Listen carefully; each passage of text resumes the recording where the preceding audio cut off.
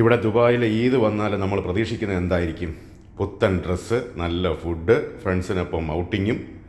പക്ഷേ ഈ വർഷം കഥ വേറെ ലെവൽ. പുറത്ത് നല്ല മഴ പെയ്യുന്നു, ഉള്ളിൽ നമ്മളെല്ലാവരും സെൽഫ് ലോക്ക്ഡൗൺ.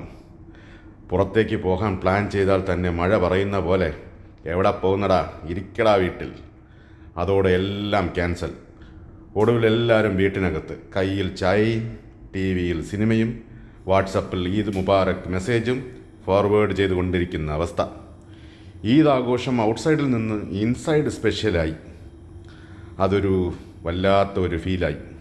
പക്ഷെ ഒന്ന് പറഞ്ഞാൽ, ഫാമിലിയുമായിട്ട് ഇങ്ങനെ ഒത്തൊരുമിച്ച് വീട്ടിനകത്തിരിക്കുന്ന ഒരു സുഖം അത് വേറെ തന്നെയാണ്.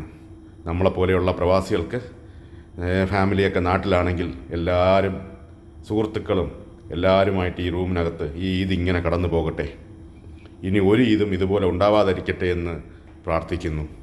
അപ്പോൾ എല്ലാവർക്കും നല്ലൊരു ദിവസം ആശംസിക്കുന്നു. It's me Rajikumar from Dubai. Thank you all of you.